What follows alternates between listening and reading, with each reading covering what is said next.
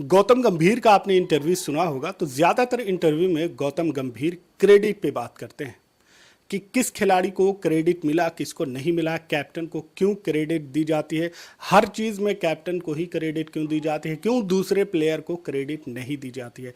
गौतम गंभीर को जो क्रेडिट देना चाहिए था, जो बार बार वो जिक्र करते हैं कि गौतम गंभीर ने T20 वर्ल्ड कप हो या फिर ODI वर्ल्ड कप हो, इन दोनों में अच्छा परफॉर्मेंस किया, लेकिन उसके बावजूद भी उन्हें क्रेडिट नहीं मिली और क्रेडिट जाती है महेंद्र सिंह धोनी को, जो कि कैप्टन थे। और इसी बात पर पूरी तरह से गौतम गंभीर हमेशा एग्रेसिव होते हैं कि महेंद्र सिंह धोनी को इतनी क्रेडिट क्यों दी जाती है, महेंद्र सिंह धोनी को लोग इतना क्यों चाहते हैं। लेकिन अब गौतम गंभीर उसी थ्योरी को फॉलो कर रहे हैं जो कुछ महेंद्र सिंह धोनी ने किया था कि अगर कहीं से भी कोई भी क्रेडिट हो तो वो गौतम गंभीर के हिस्से में ही जाए, और उसकी पूरी कोशिश कर रहे हैं।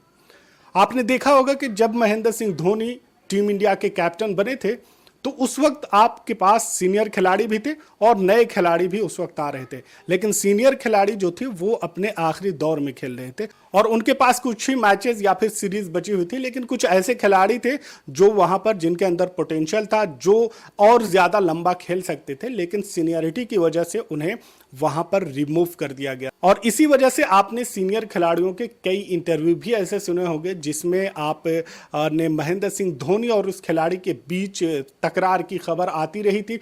तो जब महेंद्र सिंह धोनी को कैप्टनसी मिलती है तो महेंद्र सिंह धोनी एक थ्योरी अपनाते हैं कि हमें आगे 3 या 4 साल को देखना होगा, आने वाले वर्ल्ड कप को देखना होगा, और ऐसे में हमें टीम अभी से तैयार करनी है। और उनका साफ कहना था, ये जो सीनियर खिलाड़ी हैं ऐसा नहीं है कि इनके अंदर टैलेंट नहीं है, इन्होंने ऑलरेडी कंट्री के लिए बहुत सेवा की है, लेकिन फिलहाल आगे को देखते हुए इनकी जगह टीम में नहीं बनती है, क्योंकि इनकी वजह से फील्डिंग काफ़ी नुकसान हो रहा है। और जो फील्डिंग में अगर हमारे पास अच्छे फील्डर्स हों तो वहाँ से हम 20-30 रन और बचा सकते हैं, जिसकी वजह से हम जो मैचेस अभी हार रहे हैं वो मैच भी हमारे खाते में आ सकता है। तो इसी थ्योरी पर महेंद्र सिंह धोनी ने अमल किया था और उसके बाद वहाँ पर आपने देखा था कि बड़े बड़े खिलाड़ियों को जल्दी जल्दी रिटायरमेंट लेना पड़ा था या फिर टीम से बाहर का रास्ता दिखा दिया गया था। और उसके बाद जाहिर सी बात है जो टीम बनती है, यंग टीम बनती है, और महेंद्र सिंह धोनी अपने हिसाब से यंग खिलाड़ियों को तैयार करते हैं। और अभी जो प्रेजेंट में आप जो लॉट देख रहे हैं, जो खिलाड़ी देख रहे हैं, वो महेंद्र सिंह धोनी के दौर के हैं और महेंद्र सिंह धोनी ने उन्हें तैयार किया है। यही वजह है कि इन तमाम खिलाड़ी के जब नाम आते हैं तो महेंद्र सिंह धोनी को इसका क्रेडिट दिया जाता है। आप चाहे विराट कोहली हैं, रोहित शर्मा हैं, रविंद्र जडेजा हैं, आर अश्विन हैं, तो इस तरह के जितने भी खिलाड़ी हैं इनको महेंद्र सिंह धोनी से एसोसिएट किया जाता है। और ये खिलाड़ी महेंद्र सिंह धोनी के जाने के बाद पूरी तरह से इंडियन क्रिकेट में छाए हुए थे।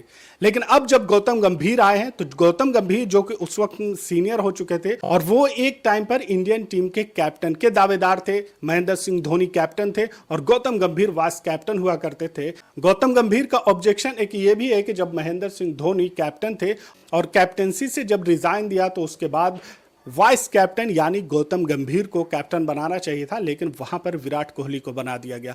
और इसकी वजह से एक तरफ तो वो महेंद्र सिंह धोनी से उनकी टसल चलती है और दूसरी तरफ विराट कोहली से।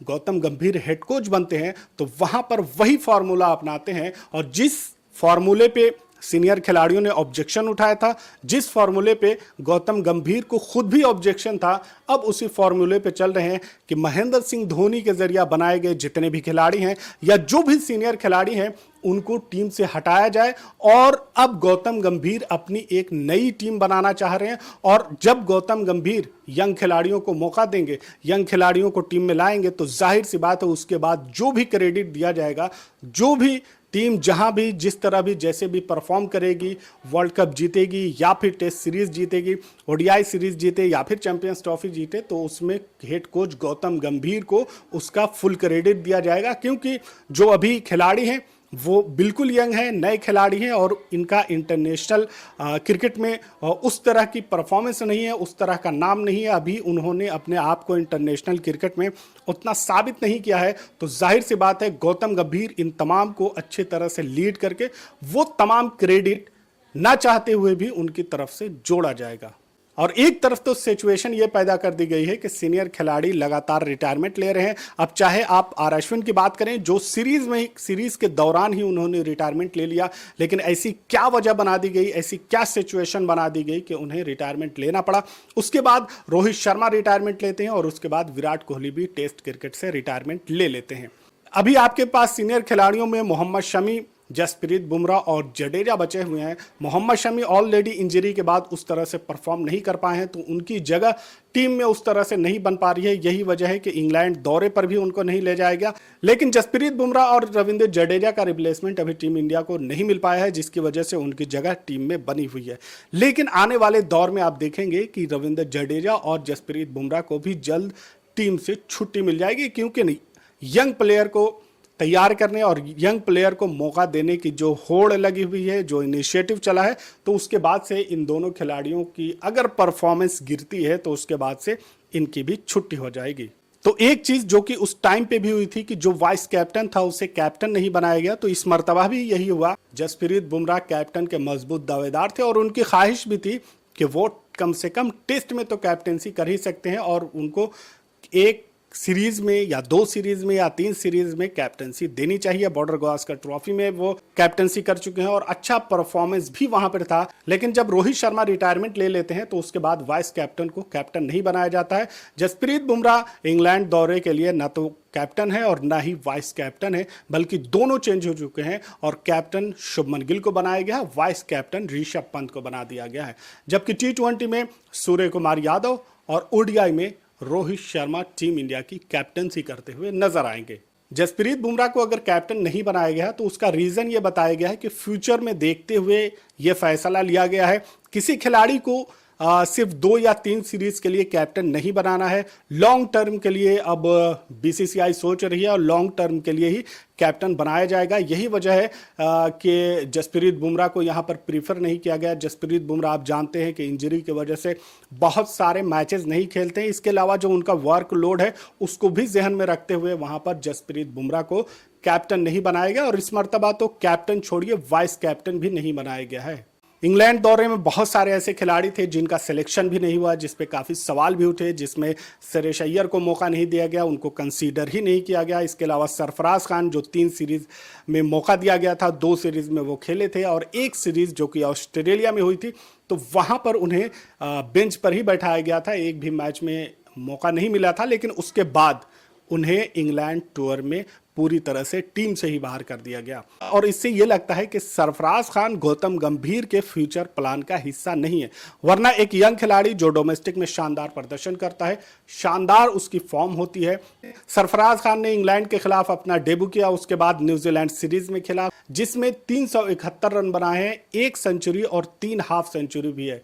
तो इतनी शानदार परफॉर्मेंस होने के बावजूद भी अगर वो खिलाड़ी आपके फ्यूचर 11 का हिस्सा नहीं है तो जाहिर सी बात है कि आप उस खिलाड़ी को ज़्यादा मौका नहीं देना चाहते, आप उस खिलाड़ी को कंसीडर ही नहीं कर रहे हैं। और ये बात भी आई, अजीत अगरकर ने बताया कि सरफराज खान को कंसीडर ही नहीं किया गया। लेकिन जहां तक परफॉर्मेंस की बात है तो परफॉर्मेंस में सरफराज खान का मामला ठीक है और ऐसे में उन्हें मौका देना चाहिए, लेकिन उनको मौका नहीं दिया गया।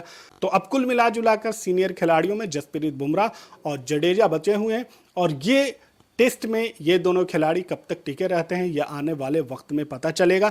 लेकिन अब गौतम गंभीर ने, अजीत अगरकर ने, BCCI ने एक नई टीम तैयार कर ली है फ्यूचर को देखते हुए। अब आपको यहां पर शुभमन गिल, यशस्वी जायसवाल, ऋषभ पंत, KL राहुल इस तरह के खिलाड़ी देखेंगे और यही वो खिलाड़ी हैं जो आने वाले दिनों में टीम इंडिया के स्टार बनकर उभरेंगे। तो जिस तरह से रोहित शर्मा, विराट कोहली, जसप्रीत बुमराह, रविंद्र जडेजा और R अश्विन जैसे स्टार खिलाड़ी को बनाने में महेंद्र सिंह धोनी को हमेशा क्रेडिट दिया जाता है, तो अब इसके बाद जो नई टीम बनी है यहाँ पर यशस्वी जायसवाल, शुभमन गिल, ऋषभ पंत, सुरेश अय्यर, ये तमाम खिलाड़ी जब आगे जाकर स्टार बनेंगे तो वहाँ पर गौतम गंभीर और अजीत अगरकर को उसकी क्रेडिट मिलने वाली है। तो ये तमाम यहाँ पर क्रेडिट या फिर इमेज की जंग पूरी तरह से चल रही है।